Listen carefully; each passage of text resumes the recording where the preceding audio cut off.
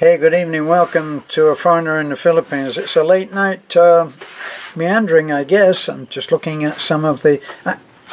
I'm very fortunate, very fortunate indeed, in having friends, subscribers, who have become really good friends, who we really care about, and we feel privileged to know that they care about us. And I get books sent to me. Some of them are novels, which I read very little of novels, but I'm always a sucker for a book like this. This one is called The Little Red Book of Wisdom, and it's a little red book. And so far it's full of wisdom, and it's written by a man called Mark DeMoss.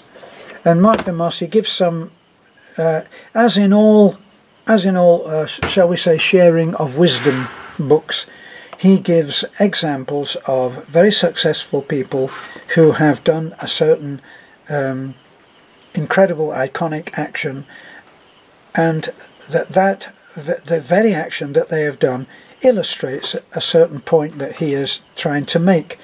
And one of the things he was trying to make in the book reminded me of something that has impacted Beth and I very much in the last months. When we started out, we looked at a lot of different things, and what came to mind was the same questions, frequently asked questions, that come about and have to be answered by anyone who is starting out on a new venture. When you start out on a new venture and you're going to do something, and you're going to, I don't know, it happens, it applies to almost anything that you do. Whether it be that you're going to learn to play an instrument, whether it be that you are going to start a small business, whether it be that you're going to start a big business, whether it be that you're embarking on finding a partner for life, these things come about, and they are common questions that are applicable to almost every new project that you care to make. So what are they? Well, there's the very first initial thing that is demanded of most businesses is a mission statement. And you go into the mission statement. What's a mission statement? Well, if you were in conversation with someone and they said, yeah, I'm going to be selling widgets, you say, really? So what's the plan? And without really thinking formally, they would give you their mission statement. They'd say, well, I've always thought that there was a huge demand for widgets, and because of that, we are going to devote ourselves to the sale totally of just widgets, but we will be selling different ones. I would say to them, and well, what makes you think that widgets are needed? Well, because I've been in a situation where the workshop that I was in over several years used thousands and thousands of widgets, and so therefore knowing all of the like-minded, like-oriented companies who are widget heavy on the widgets, I think that there's a big demand for it. So, well, I would say, how are you going to be doing it different? And the questions that I would be putting to them would just be of interest. Well, that's great. I didn't really know much about widgets. You know, why do you think? And they would tell me. And eventually, if you snipped out my questions out of the conversation and you just put together all of their answers, you would probably have a mission statement. So it's important. Now, with a mission statement, why is it important? Because if somebody comes to you with an offer, if somebody comes to you to tempt you to do something just for money, you would probably be going back to your mission statement. Wait a minute, this is not about widgets. And in our little red book, the example that our friend Mark DeMoss makes a point about a missionary that was working in Hong Kong. And the missionary in Hong Kong was really, really good at getting things done, to the point that a big company invited him to a dinner, and they took him to a very expensive restaurant, and hardly before, as the as Mark DeMoss says, before the napkins had hit the laps, the boss, the CEO of that very big company, said, "We'll give you 200,000 a year, a car, a driver, and lots of stuff that they offered this man to work for them." And it didn't take him any time at all to say, "No thanks." Now, the man who made the offers, his immediate question was, well, how much are you making now? Thinking, in a materialistic way, where everybody does everything for money, well, what are you earning? We've offered you 200,000. What are you earning? And the missionary said, "I'm earning 8,000 a year." So he turned down $200,000 a year in order to keep his 8,000 a year job. Now, why did he do that? Because the job that he was offered was something, I think, from memory, was something to do with paint guns or something like this, a game or something that was totally disrelated to what he did as a missionary. And he looked at his mission statement, and his mission statement was spreading the word of God. What's that got to do with paint guns or whatever it was? What's that got to do with 200,000 a year? Well, it's more a question of what's 200,000 a year working for a paint factory got to do with spreading the word of God. And so it wasn't not a question. It's not a question. It's not a religious question now. The man was doing something that he loved, and money was not important. He was earning enough to support his family and do it well, and he was living a life that he loved. That was the point. So the mission statement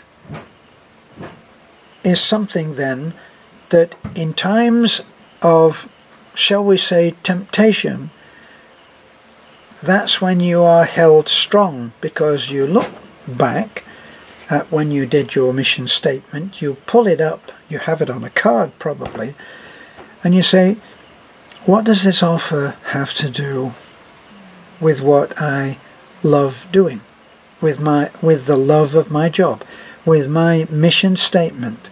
What does it have to do with it?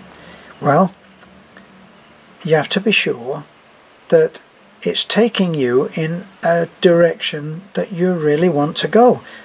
Now, how will you know your mission statement? Well, a number of years ago they did some research on written goals, and they went to high school and college students, and they talked to them about goals.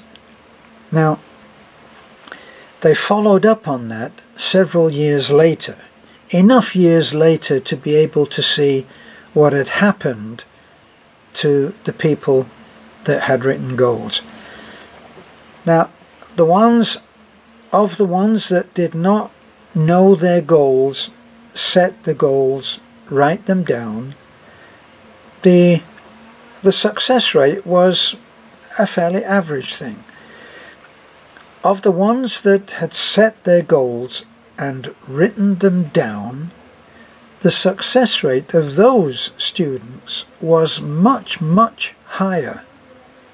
So setting goals is also important. Now, when you set goals, how do you do that? Well, it's not for you to say how you want your goal to be realized. This is it's a strange point to make, but if you say, I want X amount of dollars to be made, and it's just a question of making money, how to do it is not something that initially comes up. What will happen is that answers will come in as soon as you pose that question of wanting that much. And let's say that you have a purpose, you want to raise, let's say that you want to raise $10,000, and it is so that you can start a business selling widgets. So how are you going to do that? Well, that's not your initial problem. Your initial problem is to be clear-minded enough to know that this is what's needed and the reason that it's needed. So in a way, that's almost like a mini mission statement. You need to do that, and you will do whatever has to be done, be it 2 or 3 jobs, mowing lawns, cleaning people's cars. The money will come to you, and the way that it can be done will be revealed. Now, some people say you put this to God, and God will make it happen. He won't necessarily give you what you want, but he will be all-seeing enough to give you what you need. And that's the real criteria. So when you're on your path, you need to have a clear idea of what you want. So you work that out in your mission statement. This is the way that your life will be going. Now, it's very easy. It's very easy for the man from Hong Kong, because he said that he was going to promote the Word of God. He was going to promote the teachings of Jesus Christ and take them to those who would listen. That's a very clear mission statement. Now, when he got offered a job for $200,000 a year, was that promoting the words of Jesus? No, it wasn't, was it? So it was very clear that he should just say no. And knowing that he had done the right thing according to that moment when he had sat down quietly and did his thinking, did his prayer, did his meditation, did his private thought, however you want to look at that. Did he work with a pencil and a paper? It doesn't really matter. How he did it doesn't matter. But he set those goals and those targets, and then he was guided by that when the temptation to take a purely financially targeted job came in. He said, no, this is not what I do. This is not what makes me happy. So it's not part of my mission. It's not going to take me in the right way. Now, had he taken that job, who knows what would have happened? Would he have been disseminating the words of Jesus Christ, which was part of his mission statement? It's not likely. Although there are people who talk about their faith to almost anyone who was prepared to listen, and a few who don't want to listen. All right? But this man knew exactly what he had to do, and he was not deterred, he was not persuaded, he was not tempted to do otherwise, and he continued on in his mission. And as he went forward in time, behind him he left orphanages set up, missions set up, churches built, children helped, parents helped. All kinds of things happened because he was true to his mission and his mission statement. So there's a good reason why you should be thinking in that way if you're seeking to have a rewarding, fulfilled life, that's what really matters. It's not just about making money. It's not about that at all, in fact. It's what makes you feel good. Other research that I've read says that those people that they interviewed who were given, let me see, when they did Employee of the Month,